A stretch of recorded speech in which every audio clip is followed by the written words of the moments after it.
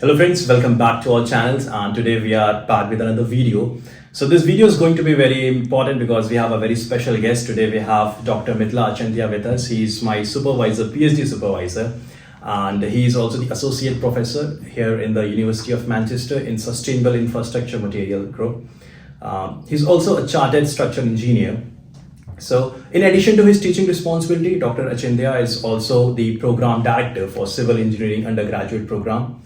Dr. Achintha has a PhD in structural engineering from University of Cambridge and also a postdoc from University of Oxford. So now we'll start the interview. Dr. Achintha, welcome to the interview. Okay, thank you, Gara. So it's really nice to talk to you.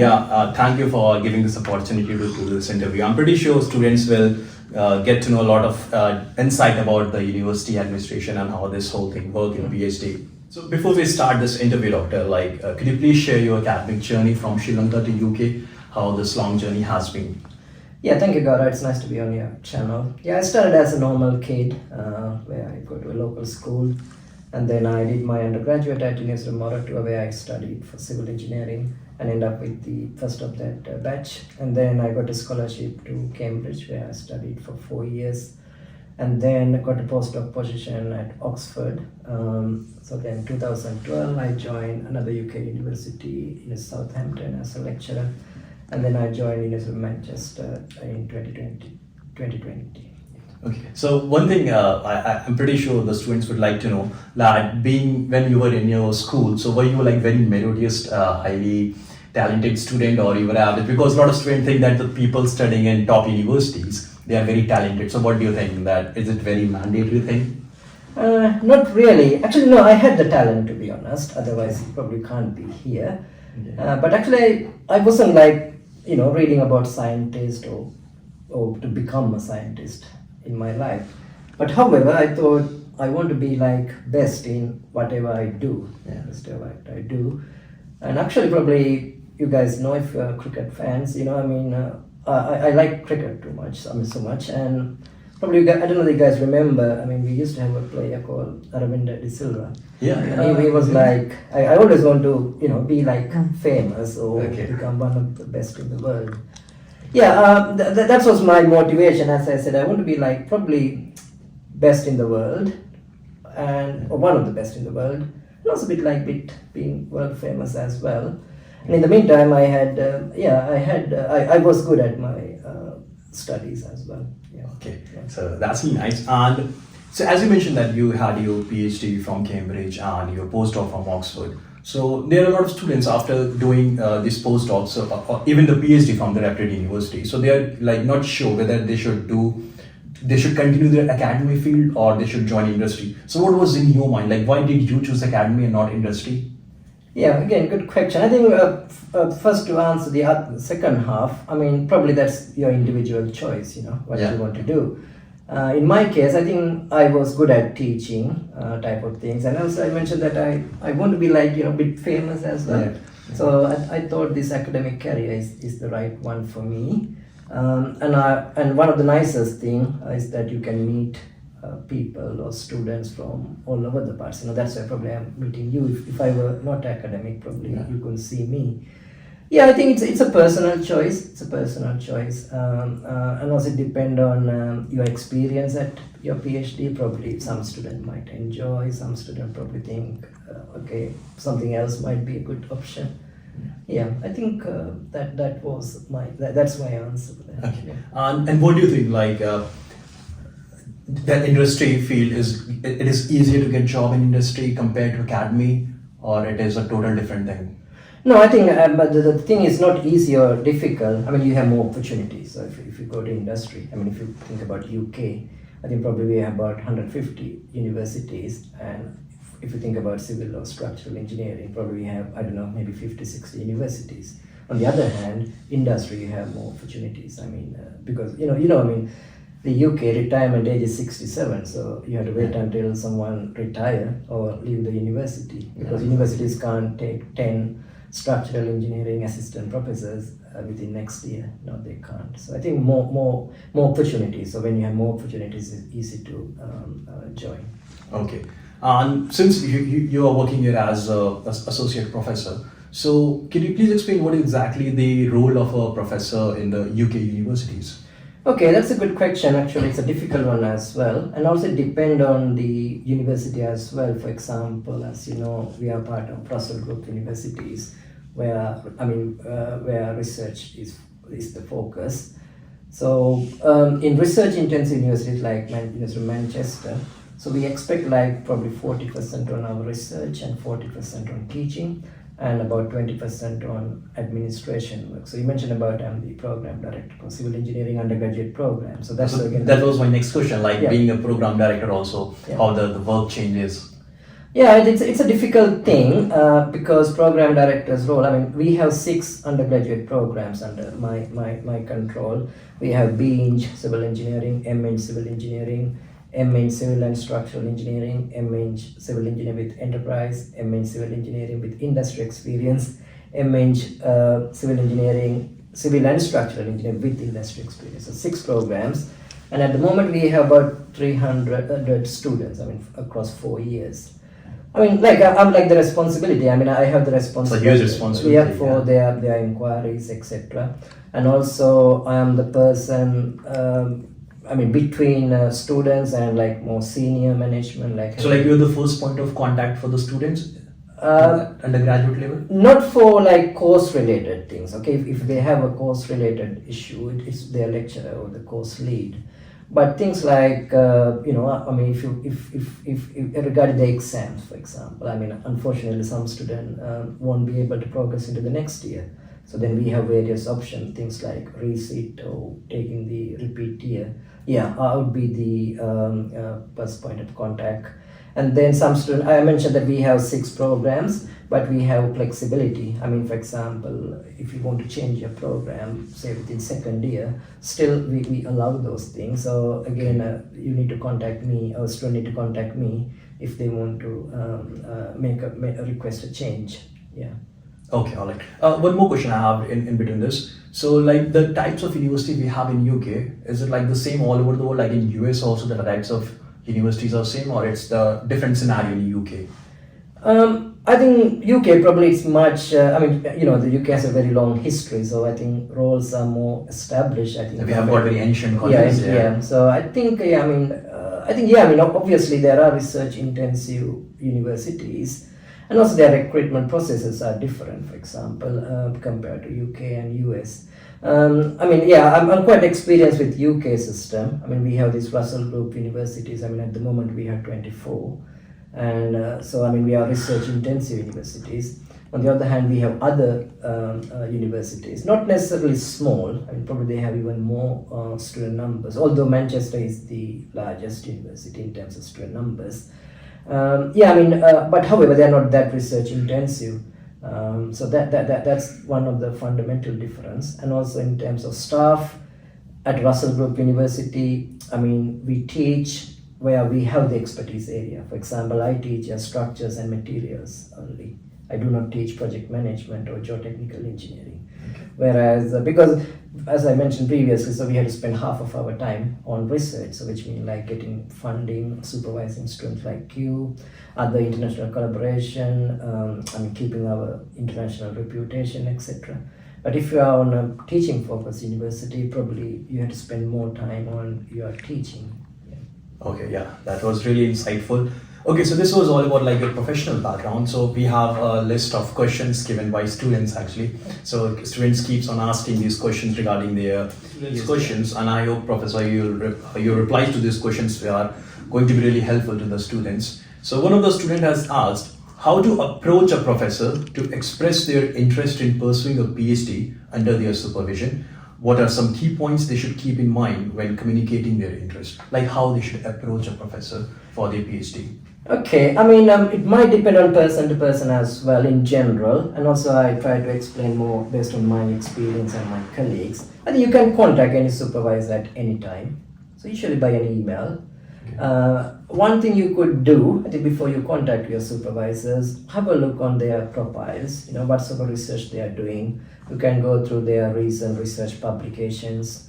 And also sometimes you and I do, we advertise, if we have a vacancy, we advertise. So I think do a little bit of research of that university, and that supervisor as well, and make it very clear. You don't need to tell everything about you, what sports you did at school, and all these class prizes, etc. If you simply say that you are from here, you are from this area, and you have these qualifications, and then ask you are interested in this particular research, and then you can show that you are interested. Yeah. Okay. So sometimes, doctor, I feel like I've seen this thing that students have worked on some different topics in their, like suppose in their undergrads, and the research expertise of the potential supervisor is a bit different. So sometimes students struggle to develop a relationship between their interest and the expertise of the professor.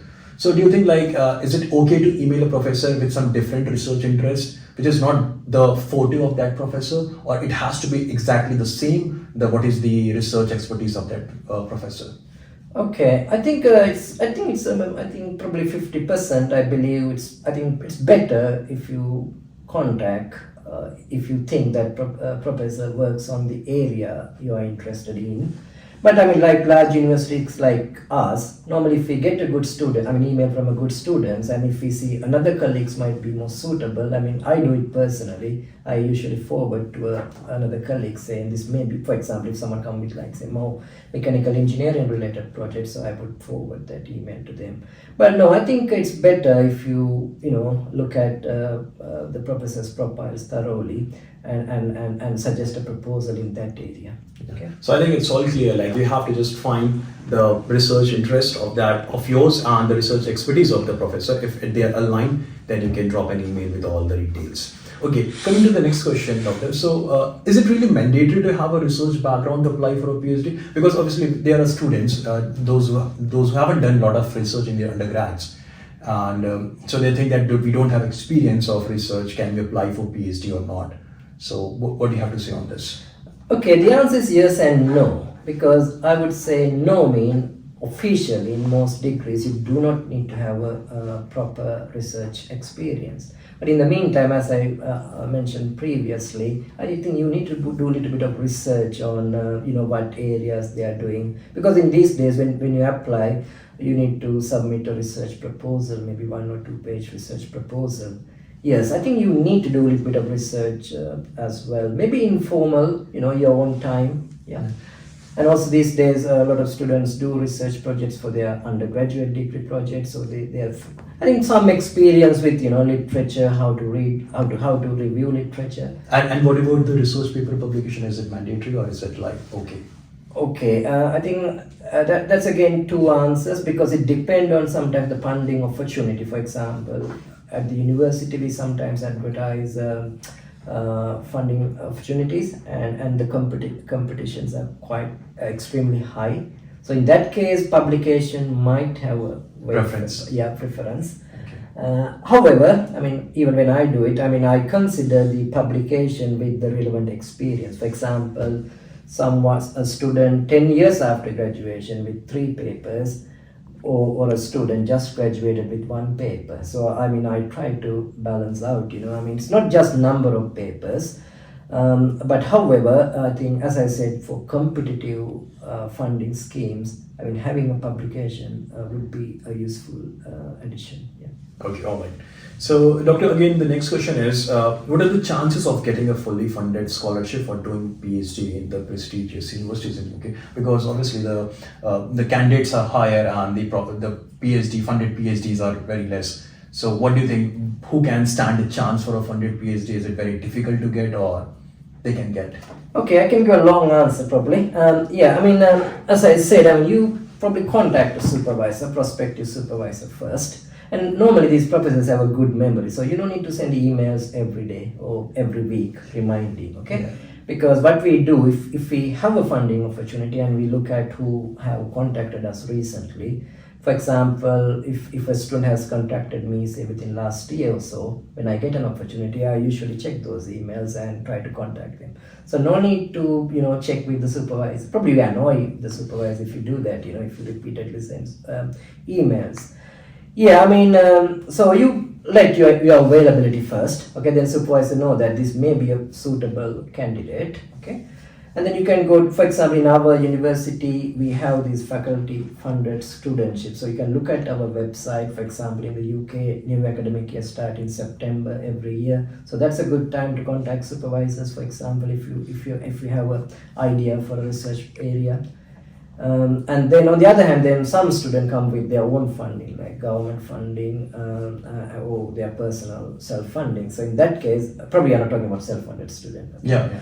Okay, yeah, I mean, but however, if you have like a government funding or sort of like a sponsored project, then yeah, I mean, you can contact supervisors at any time, yeah. Yeah, because I've seen a lot of students, they think that we don't have funding, there is no point of contacting supervisor. But even when they contact supervisor, the supervisor might come up with funding. That they can give some leads like from where you can contact and you can apply for those different fundings. Because even in our universities also, there are different fundings like Dean, RMA, scholarships. Yeah. Students don't know about And there them. are country-specific studentships as well. Yeah. So I think they should. You should email the professor, and after that you will get to know about whether the opportunities or fundings is available or not. So don't hesitate. Email the professor. Okay.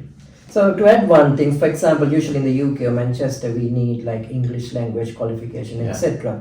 So we cannot give any unconditional offer unless you meet those English language requirements. So I would suggest, I mean, you make sure you ready everything. For example, graduate certificate, or even if you need a passport. So make sure all those things are ready. Exactly. I have seen sometimes students are not ready, but Yeah, they're with still the asking documents. for funding. Given this highly competitive nature, unfortunately, we can't keep scholarship for someone who is not ready. We need Yeah, exactly. someone who can to whom we can give an unconditional offer. Yeah. So do make sure before you apply, you have all the documents ready with you. It could be your passport, your travel documents, or even the English efficiency score that is required, as Dr. mentioned just now. And that is especially for these English speaking courses required for the countries, those who doesn't have English as their first language. So if your country doesn't have the English as the first language, you will definitely require this test. Okay. All right. Moving to the next question, doctor. So this question is about like what are the essential skill sets that you, like the professor, expect from the candidate to learn and acquire during their PhD? Okay, what do you think? I mean, at our university, do you think how we call PhD student, official term? So Postgraduate research students. Yes. Okay, so research is the most important thing. Yeah. Okay, I think you must be good with your research. Okay, so I think research is the key. So all you have to be good in research, and if the research is good, everything the PhD is good. Yeah. Okay, that's short and simple. If you're good in the research, your PhD is all good. Okay, so the last question we have, so what are the potential career opportunities after completing PhD program in academia or in the industrial sector? Okay, do you mean in the UK or? Yes, in terms of UK only. Okay, yeah, so I mean, if I take the academic side first, or academia, so I mean, if you think about, I mentioned those research intensive universities, for example, in the UK, top 3 in terms of engineering or overall, like maybe Cambridge, Oxford, Imperial College. And the next 2 top 3 are like maybe Manchester, UCL, and Edinburgh, I believe. Yeah. So I mean, I think it's difficult. For example, in engineering, I mean, I'm talking about engineering area. So probably you definitely need a postdoc experience. I think it's very difficult nowadays if you want to to become a lecturer at one of those top universities straight after PhD, which is quite difficult. So postdoc, and then we have a lot of fellowship opportunities. Even some university in Manchester support that scheme where you can spend 3 months or 6 months here preparing for a proposal. So you need some sort of a research, one more steps, like as you mentioned, I had my postdoc at Oxford. So, I mean, you need some extra research experience after your PhD.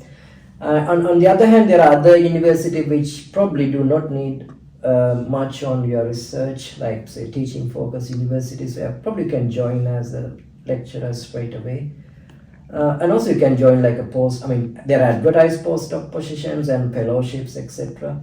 And with industry, again nowadays, a lot of students go to industry as well. I do not know honestly whether they preferred academia or they prefer industry.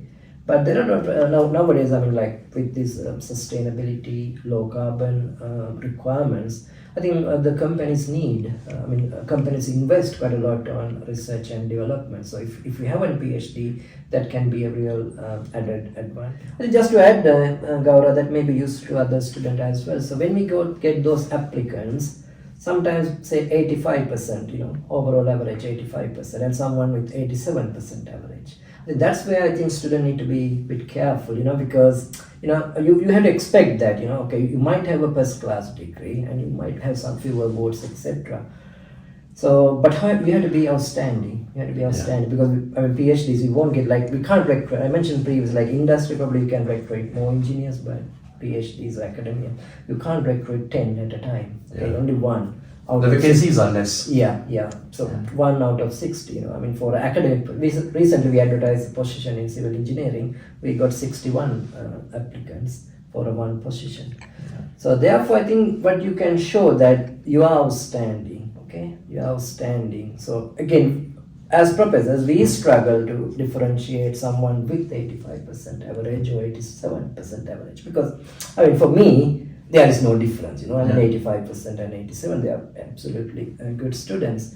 So what you could do, as I said, if you communicated to the supervisor at some point earlier and keep those communication, and even if you are doing some sort of research by your own or doing at a local university, you could ask those supervisors, contribute to their supervision, having some sort of link, and also you could contact or approach through your professors or head of the department or your supervisor again, so then we see that those students are the ones who would come and join my team and do well, because rather than you apply individually, because in academic field, references and all these networking is really important, For example, your professor at your local university might know me. Okay, so then rather than you email first me, or if you can ask your professor whether could you introduce me to him, then I know that this student, because normally professors won't recommend highly if that student is not that good. Okay,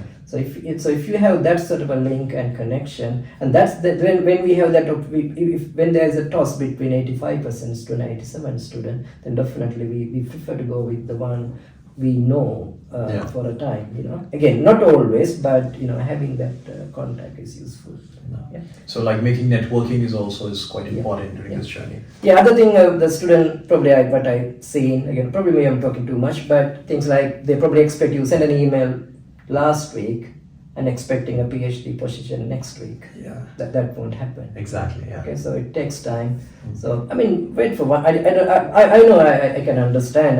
The students are desperate and they want to go into their next step quickly. But sometimes things takes time. Obviously, PhD application is not a overnight journey. You have to take times with each and every step. So doctor, that was really insightful. You answered to all the questions of the students' doubt, and I'm pretty sure it's going to really help them. If you have any more doubts, you can comment in the section, and then we can get back to you.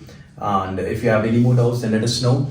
And if you like this video, if you find this informative, then do like, share and subscribe with our channel, and we'll be bringing more videos with you. Thank you.